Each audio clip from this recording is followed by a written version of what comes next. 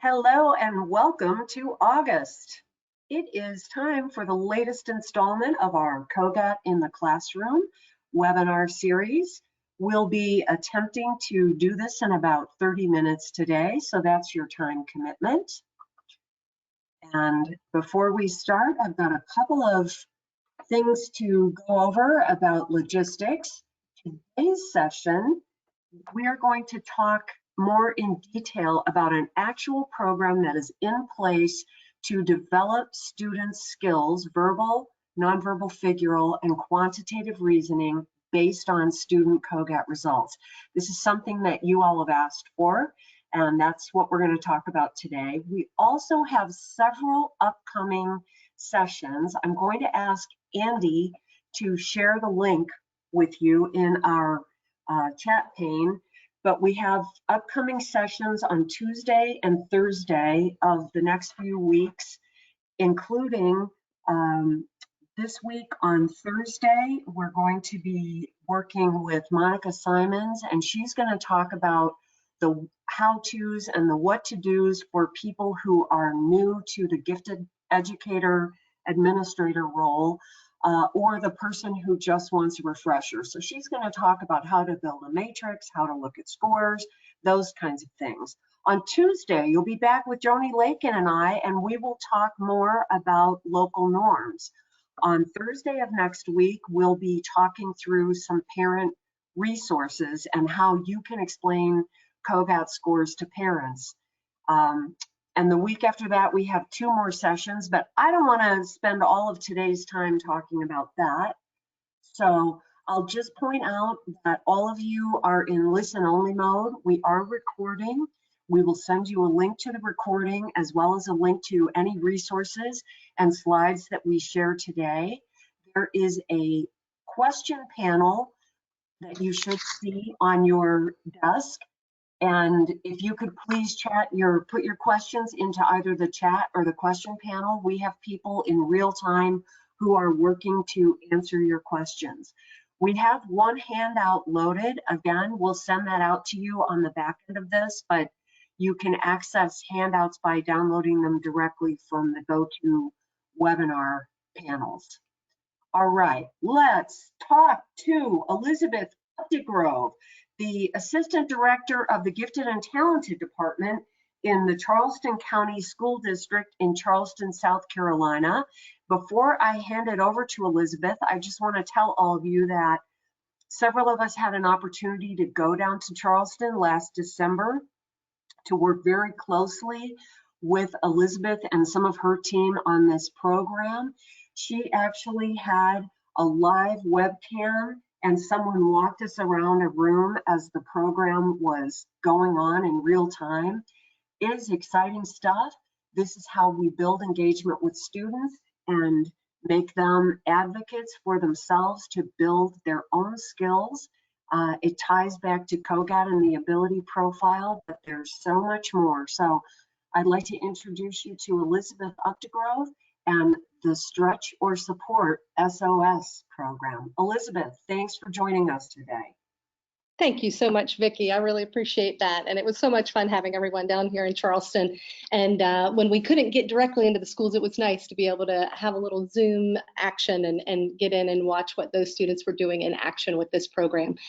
So thank you so much for that. And happy to be back chatting about something that is near and dear to my heart. One of my favorite things to talk about is how to leverage our understanding of children's ability to get more out of their classroom achievement. So, and I've been doing this work for a really long time in 2 different school districts that I've been very fortunate to be a part of. And the missions of both of those districts have kind of driven and grown this program. I first created it when I was a gifted specialist in Oakwood City Schools, just outside of Dayton, Ohio. And we were really looking for something to help us teach to the edges. And we had an intervention time that was being used. We had a lot of high achievers achieving students, but nothing happening during that time, that intervention time specifically to push our higher ability students and our high achieving students. So we were looking for something there. We were also really on the cusp of all the growth mindset research that was happening at the time, and we were looking for ways to challenge children in fun and engaging ways and authentic ways.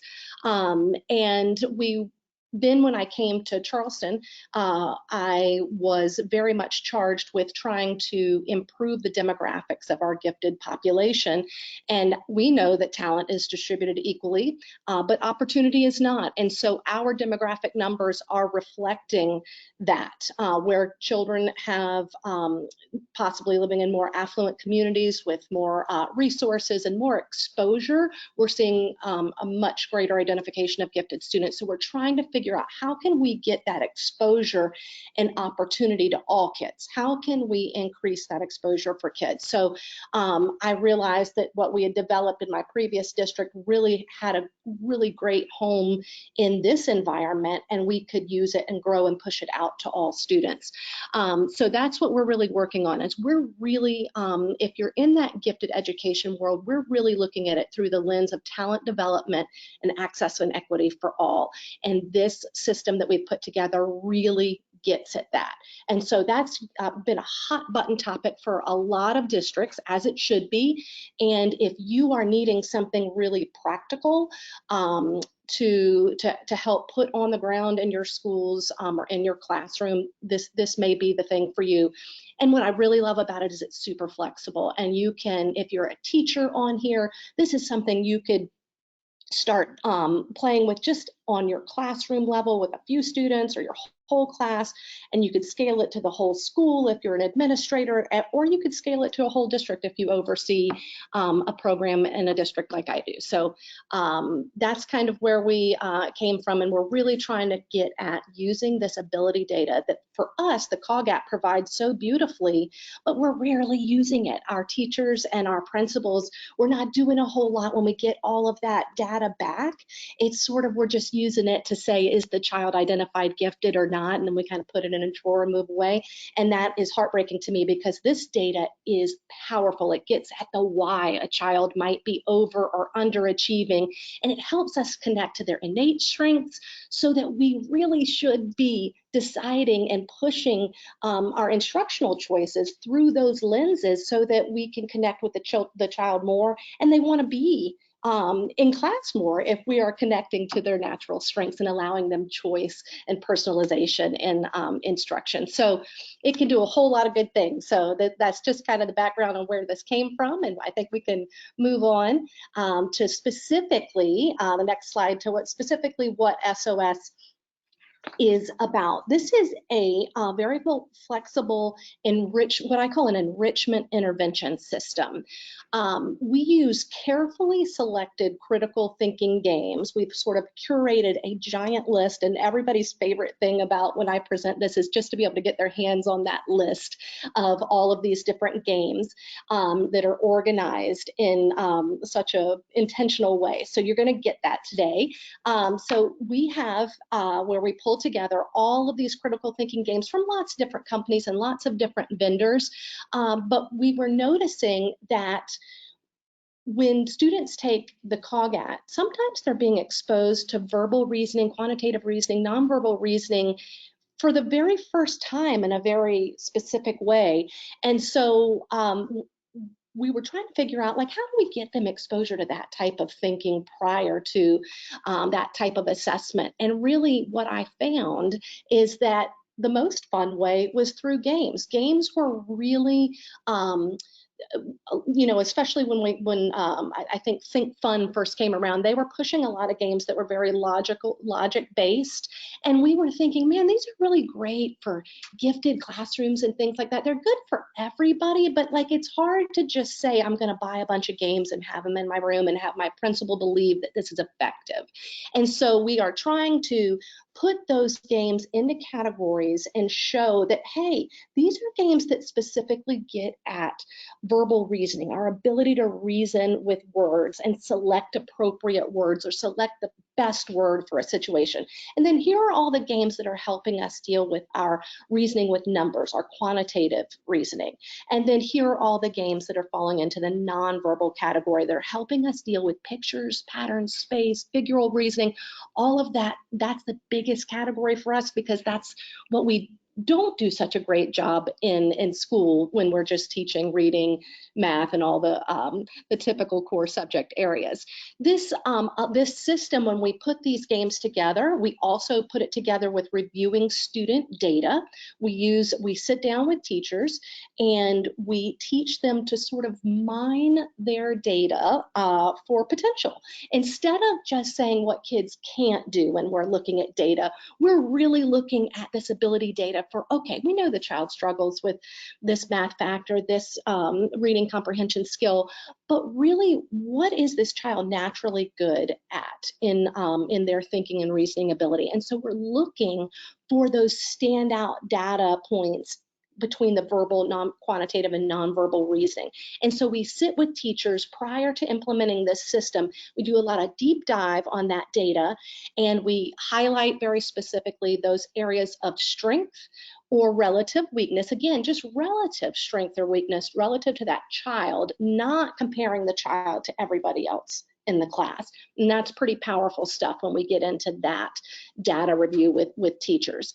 And so then from that data review, we basically create two groups for teachers. We create a stretch group, which is, these are the groups where we put kids into groups for their relative area of strength. We call that their stretch area. And then their support area is their relative area of weakness. And so the teacher will create groups based on every child's strength and every child's relative weakness. And then the other thing that we really love about this system, a phrase that you hear in education a lot is low floor, high ceiling, allowing all students to have an entry and access point to an activity, but something that's still challenging enough and can stretch vertically so that your highest ability students can still keep growing and expand, and this does that. We have a video that's linked here. Unfortunately, we can't show it to you today, but I encourage you to look at it when you get a copy of everything and all of our resources, because this is SOS in action at one of our elementary schools here in Charleston County. At the time, a relatively lower performing school, and that school was really focused on strength-based learning, really changing their mindset to what kids can do and celebrating that, as opposed to always browbeating a child when they come to school about what they don't do very well and focusing on those deficits. And they have just done a beautiful job implementing the system. The video is darling, and it shows the kids just talking about what they enjoy. And the word joy actually is what comes to mind with this system, because when I go to Stono Park or any of the other schools that are implementing this, sometimes the amount of energy and happiness that is overflowing out of the rooms because children are allowed to play while they learn, and it's actually still challenging and on target, is so overwhelming. I kind of get chills thinking about it, and that video always gives me chills because in it, I can even see myself in there working with a group when I was volunteering that day. And one particular child in the group was a non-English speaking student who had just come in. It was his first or second day in the classroom. And the teacher kind of told me, I'm not really sure what to do with him. And I said, you know what? I have this nonverbal group. We're going to be working on figural reasoning. He'll be perfect. He was brilliant at the task that we were doing, and the students were amazed. And I mean, automatically on day one, when he didn't even know how to communicate with the teacher, he was finding success with an activity within moments of doing it. So it was very, very, very special. So I encourage you to look at that. But I think we're ready, and we can move on to the next slide. Okay, so I just want to let folks know that the reason that we couldn't share the video is we couldn't get the audio. We couldn't get the audio to run on the webinar. So there's no other nefarious reason why we couldn't share it. It really is fun and interesting, and you see how engaged these kids get in this. I just wanted to elaborate on one thing that Elizabeth said You know, she talked about what we teach versus what cognitive reasoning tells us about kids. And it's the verbal and the quantitative areas of cognitive reasoning are certainly, they have closer ties to some of those really important areas of school curriculum. But even using the nonverbal figure rule, what this tells us is the resources that students bring to their learning.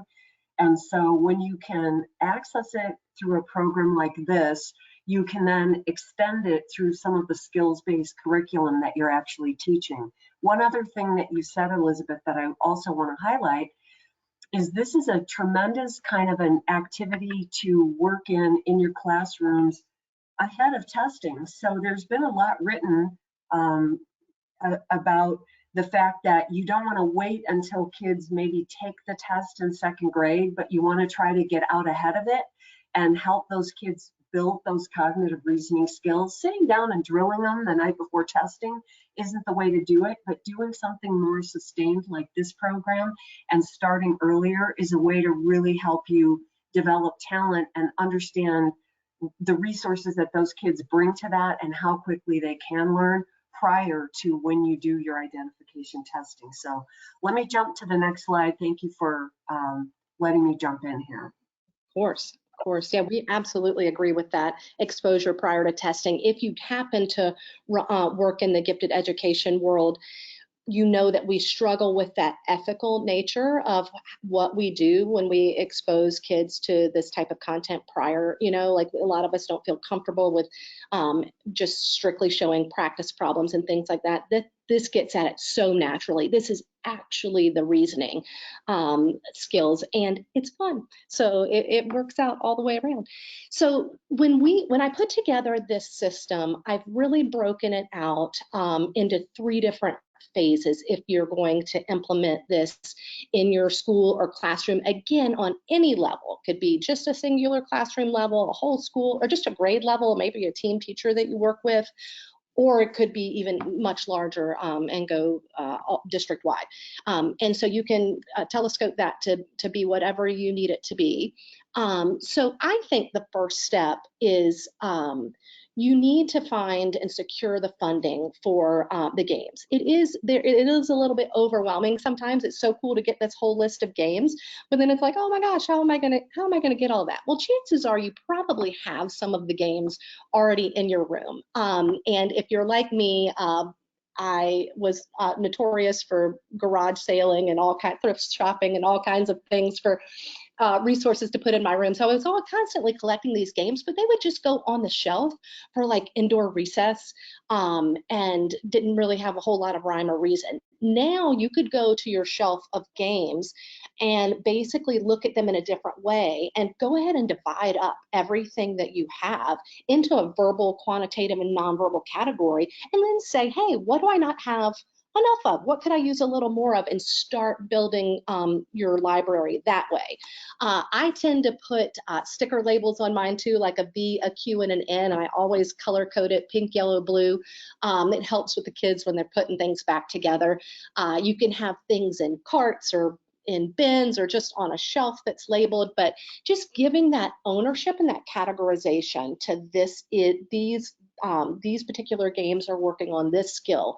These particular games are working on this skill. That is helpful. So also, and when you're going to get that commitment for funding, either from your principal or your PTO or PTA or a donor's choose, or maybe a larger grant. We've been very fortunate lately where we have gotten some sizable grants from both Bosch and Boeing to support this rolling out in our district-wide. So we've gotten a $20,000 grant here, an $8,000 grant here, and here's the deal. Once you write the grant form one time, you can usually kind of reboot it and just tweak some things for each future ask.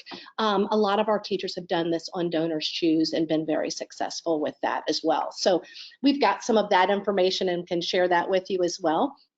But just knowing that this really is getting at so many hot button issues in education right now, the critical thinking, what Vickie was just saying about the fact that, you know, we've got all of these things with our states asking us to push 21st century skills, but we've still got regular classroom standards that aren't always matching up. This is going to get at those 21st century skills, like really, it's going to really get at them closely.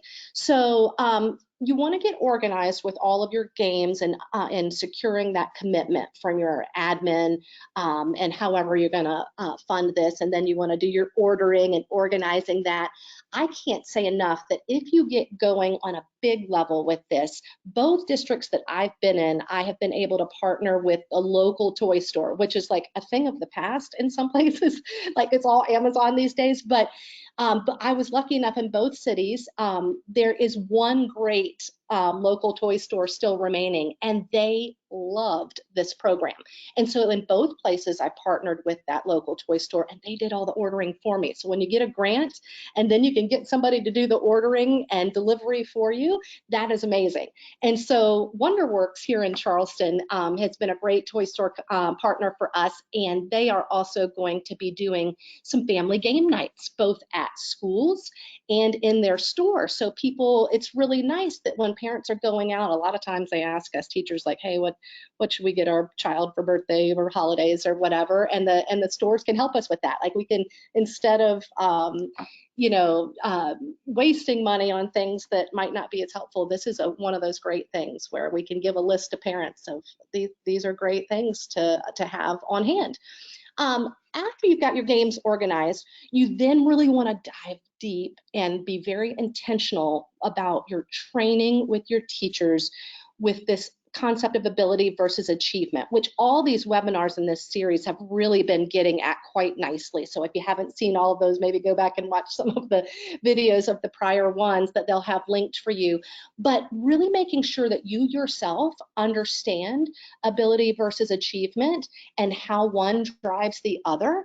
And then really pitching it to your staff, your coworkers, your administrators about why this is so important. Looking for those discrepancies between ability and achievement for children is critical to getting at why they are doing well or why they may not be doing well in a certain area. So we establish PLCs or PDs for our schools that are doing this program, and we go in and do these deep data dives, and we print out their data profiles for each student on paper, and we go in with our highlighters, our pink, yellow, and blue, and we're color coding the verbal and the quantitative and the nonverbal. And then we go in and we highlight with red and green. We will highlight for each kid an area of growth or stretch and an area of support. So again, that relative area of strength and the relative area of weakness. And we really have a great time talking with teachers about, like, does any of this surprise you? What did you not, what is it that you didn't know before about this student? We always come out of these PDs with teachers like they're totally seeing their children in a new light. I love to go into that PD and ask for teachers to front load me. Like I'll give them a chance to tell me ahead of time, tell me one student who you think is just outstanding and why you think that student is outstanding. And then tell me one student who is rather challenging to you and tell me why you think that is. And we'll use those two students to focus on and use as sort of the guinea pigs as we go through and do that deep dive on the data. And my favorite are the challenging students.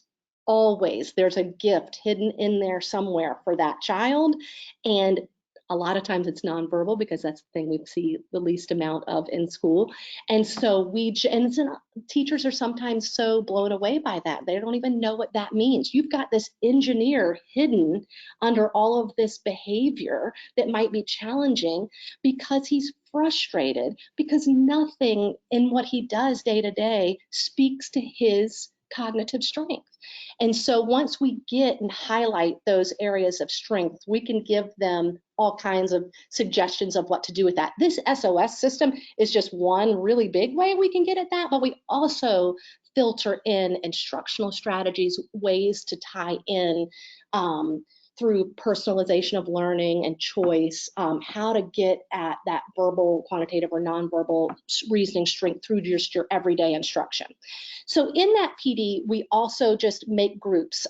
So every teacher walks away with a very simple, here are all the kids that are strong in verbal, here are all the kids that are strong in quantitative, here are all the kids that are strong in nonverbal, and vice versa, and the same for their relative area of weakness. Teachers love, love, love to walk away with that piece of paper that has those kids already sorted out. Like that's a great like data-driven strategy they're going to go use. And we find that teachers will start using those groups for other things and not just playing the games, which is powerful. That's what we want them to do. So then we say, don't just spring it on the kids. Don't just go back and say, hey, surprise, we have this game, these games you're going to play, and surprise, you're in this group. We love for them to do a lot of deep dive with the kids about what each of those categories mean, and we encourage them to have one-on-one conferences where they celebrate. I'm getting ready to tell you about something that you are really talented at, and I want you to know more about it because it's going to help you as you maybe grow up and start to think about careers and all kinds of things. So that's one of my favorite parts of the whole thing, is to do those individual conferences. And you could hear it when you watch back those videos. The kids will talk about, I'm a quantitative reasoner. That means I can do this, that, and the other. And so it's really special to hear that ownership and that accountability piece. And the last part, the phase 3 here, is to play, which we get so excited about. And so the only thing you really have to do here, teachers tend to get a little overwhelmed because they want to like have everything so beautifully planned and worked out. And I'm telling you, this is as simple as having your sets of games, your verbal, your quantitative, and your nonverbal games out there in a bin or on a cart for children to choose from. And once you've sorted your groups, you basically tell the children, okay, today is a stretch day, and I'm going to give you 20 minutes to go to your stretch bin and choose a game. You can either play by yourself. We encourage them to play with others, and they tend to want to do that. But sometimes you might have somebody that wants to sit and engage on their own, and that's totally okay. And so that's essentially what's going to happen on the day that you go to play and do this intervention. So we usually have what we would call a stretch day and a support day. You can give as much time to it as you want. We say usually recommend no less than 20 minutes. No more than 30 to 45. Somewhere in there is usually about the sweet spot. And then on another day, you could choose to do the support. We like to have teachers do a little bit of prepping about the mindset that's needed for each of those days, because obviously everybody gets really excited about playing something they're good at, that something that comes natural to them.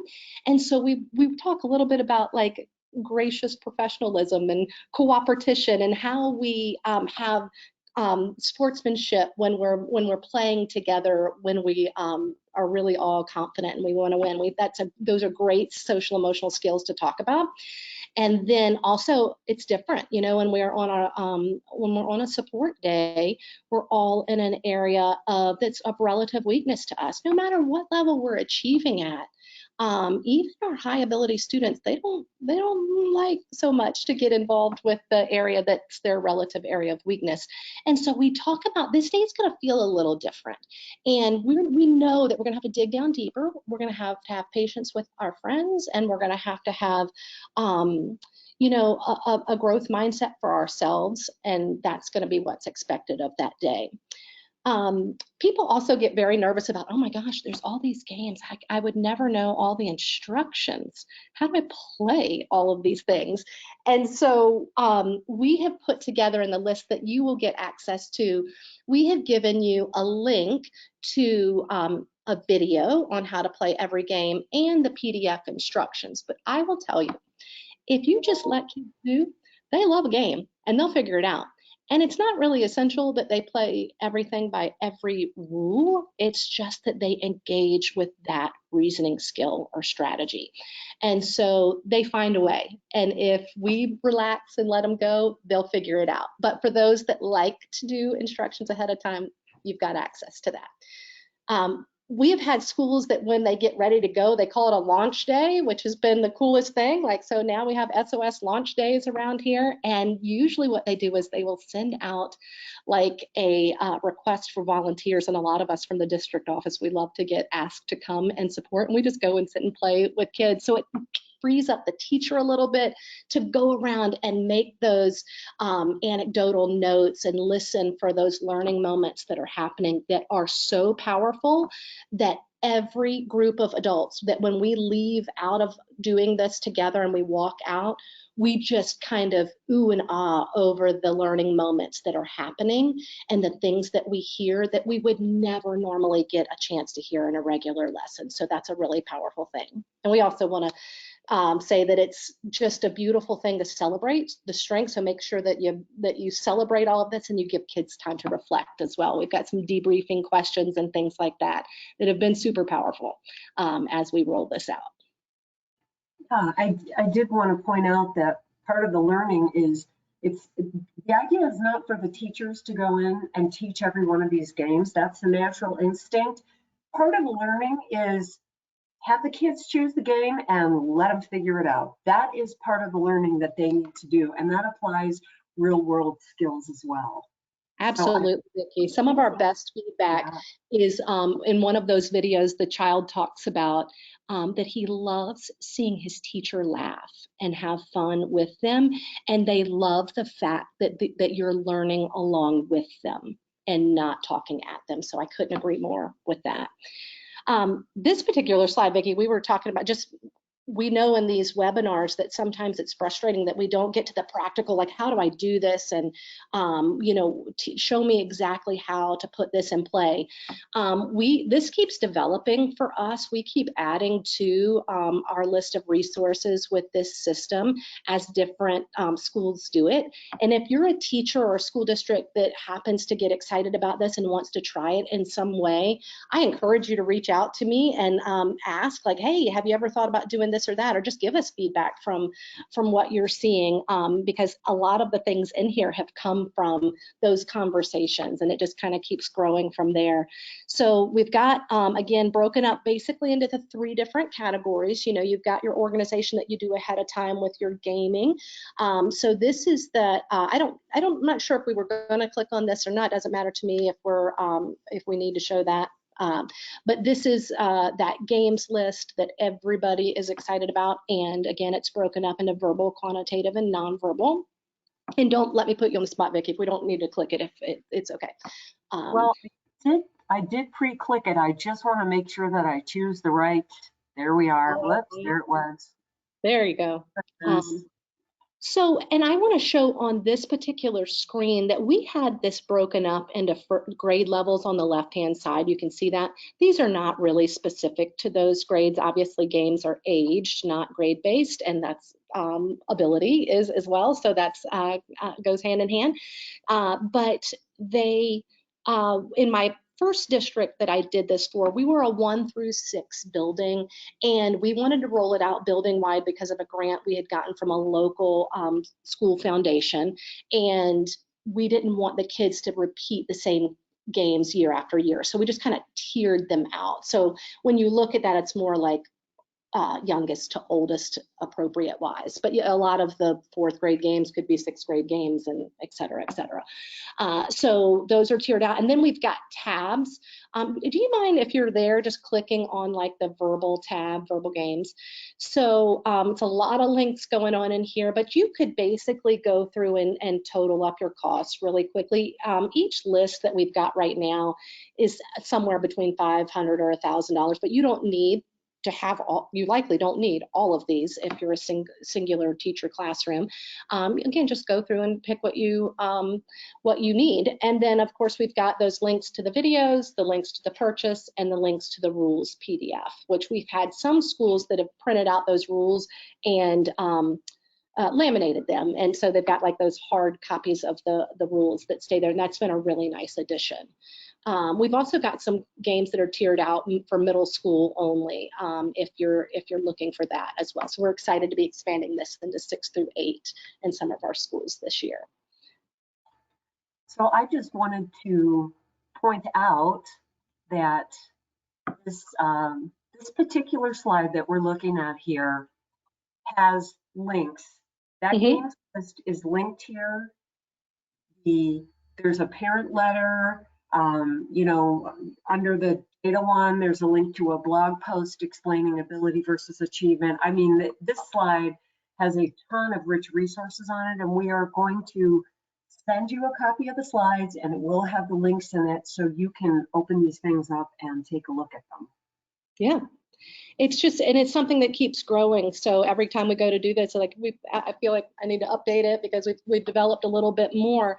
I will say that one thing that we've begun doing too is just really doing a lot of at-home extensions for families. Like we want the families to have the list of things to do or the list of games, but we also tell them real-world things that they could be doing at home. Your lemonade stand, you're building a treehouse, well, all these different types of things and what categories those fall into.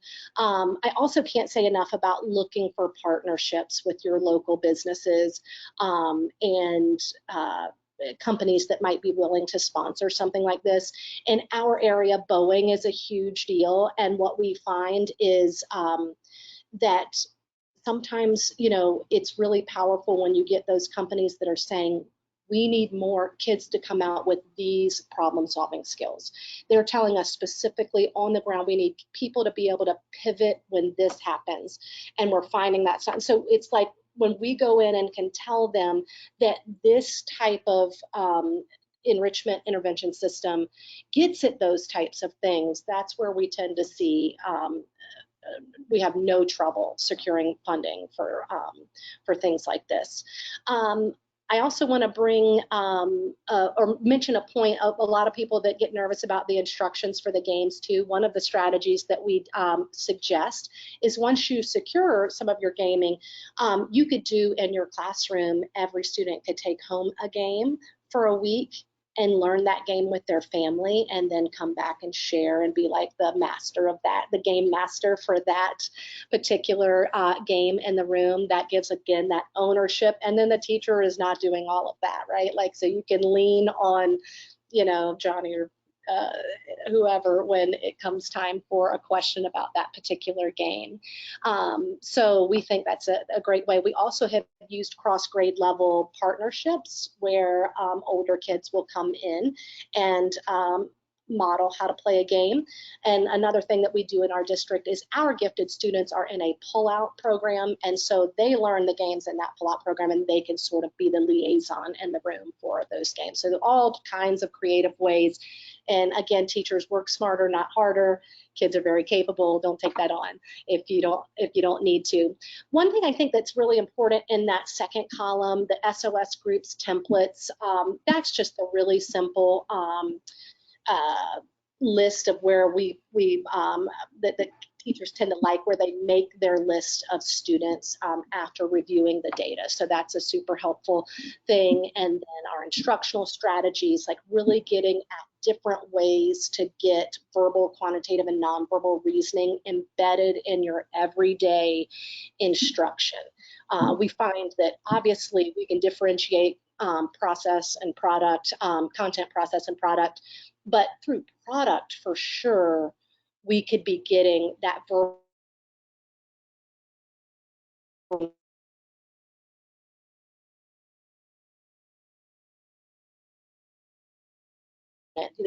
You should be thinking, once you know your children really well, and you have a nonverbal strength, you should be thinking every time there's an opportunity for choice for him to show his learning in product form, what is a nonverbal way I could be showing that? Could they be coding a computer game? Could they be building a model of something? Just those types of things that we're used to, but being really purposeful and intentional about those choices. So here's the question that's come in. We also have, it's very relevant to this page. When you've got that A profile student who's really equal across all the areas, I mean, sometimes they can be an A and you can still have one that's obviously higher or lower. Similarly with a B profile where you have two together and there isn't necessarily a support area, how do you assign those kids into the groups? That's a great question. I'm glad somebody asked that because I probably should have put it in here to begin with because it's the big thing that comes up at every time we do one of these data deep dives. So we like to lean on the whole picture, right? So we're really pushing that we're taking a deep dive on the ability data, but also we know we've got achievement data coming out of our ears, right? So we triangulate with that achievement and also the child's performance and your informal anecdotal knowledge of what they are doing in the classroom. So if you know through repetitive achievement data or repetitive performance, the area of, like you think you could weigh in on the area of strength for that child, then we definitely lean on the teacher's knowledge of that once we start looking at all areas. But again, triangulating the data is really important. But here's the deal, like normally we're not triangulating data, right? We're just using achievement. We might also be using our informal knowledge of what we see a child's performance, but what's that third piece? That third piece, in my opinion, is the most important, which is ability. But usually it's in the drawer because you only looked at it to see if the child was gifted or not when you got that test data back. So making sure that you're using all three pieces. So if the ability data alone doesn't give you the strength or support, you then triangulate with the other two. I hope that legitimately answers that question. Yeah, and I would think for a lot of kids, as you've mentioned, we see a lot less of the nonverbal figural, and kids just in general have a lot less exposure to it. So that's probably always a good area for support when we don't know. Absolutely, we cannot. And I also say we love to do, we call this stretcher support, but I also like to sneak in a third day that's like free choice and like do the one area that they're not being exposed to. No child has ever argued with that another day, for a little bit more exposure. So that we think that's a great way to kind of get at everything too. Yeah, and I wish we could have shared the videos because you see kids in there really taking agency for their own learning and saying things like, well, I'm quantitative, and so this is how I use this information, and this is how I approach this or that. And honestly, in general, with CogAT,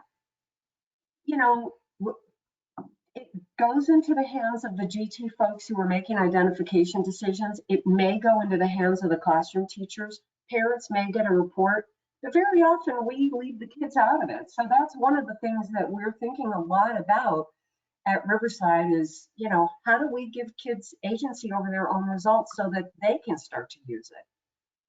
Absolutely. And so many times we use these test scores, like parents, especially with all the best intentions, can make score report time kind of painful. Like sometimes, like they're, oh, you just missed it, or you failed, you didn't quite make it. Like, what? You don't fail an ability test. And so everybody has got an area of strength. And sometimes in the world of gifted education, I can get kind of slapped on the wrist for saying every child has a gift, but baloney, every kid has a gift. And this is going to help you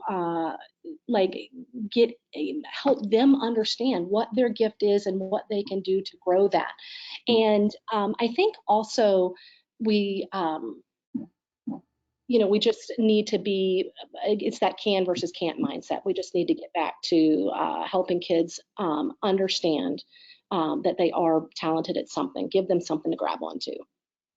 I'm really sensitive to your time commitment with us today, as well as everyone who's joined us for the webinar. I just want to point out that this is a really nice summary slide. It touches on many of the things that you've already talked about, which is the fact that this is very hands-on, it's fun. There's something in here for students of all abilities. Are there any other key points that you wanted to make today, Elizabeth? I'm trying to think, like the only other thing that I can think of is like from the videos, there's one linked on here where a child is talking about